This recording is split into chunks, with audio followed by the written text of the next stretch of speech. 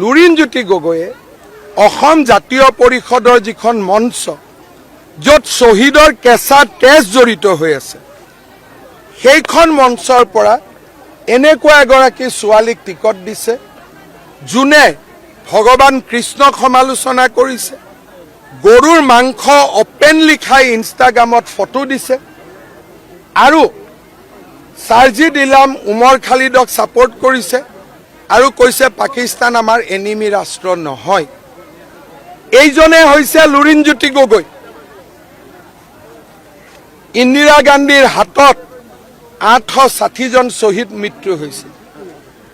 লুৰিণজ্যোতি গগৈক ইলেকশ্যন জিকাবৰ কাৰণে গান্ধী ফেমিলিৰ প্ৰয়োজন আছে নেকি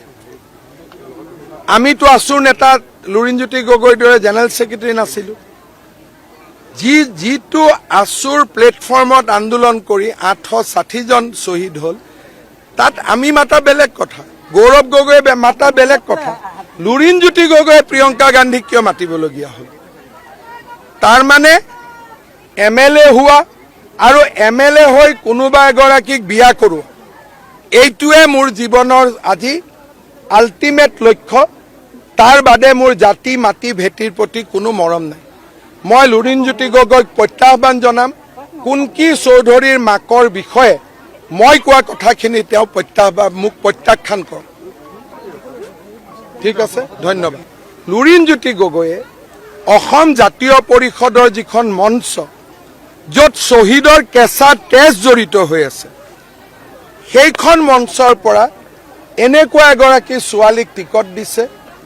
যোনে ভগৱান কৃষ্ণক সমালোচনা কৰিছে গৰুৰ মাংস অপেনলি খাই ইনষ্টাগ্ৰামত ফটো দিছে আৰু সাৰ্জিদ ইলাম উমৰ খালিদক ছাপোৰ্ট কৰিছে আৰু কৈছে পাকিস্তান আমাৰ এনিমি ৰাষ্ট্ৰ নহয় এইজনে হৈছে লুৰিণজ্যোতি গগৈ ইন্দিৰা গান্ধীৰ হাতত 860 জন শ্বহীদ মৃত্যু হৈছিল লুৰিণজ্যোতি গগৈক ইলেকশ্যন জিকাবৰ কাৰণে গান্ধী ফেমিলিৰ প্ৰয়োজন আছে নেকি আমিতো আছুৰ নেতা লুৰিণজ্যোতি গগৈৰ দৰে জেনেৰেল ছেক্ৰেটাৰী নাছিলো যিটো আছুৰ প্লেটফৰ্মত আন্দোলন কৰি 860 জন শ্বহীদ হল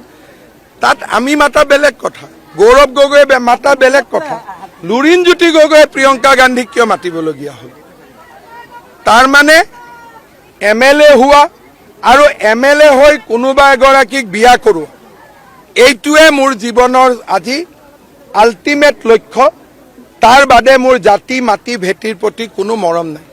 মই লুৰিণজ্যোতি গগৈক প্ৰত্যাহ্বান জনাম কুনকি চৌধুৰীৰ মাকৰ বিষয়ে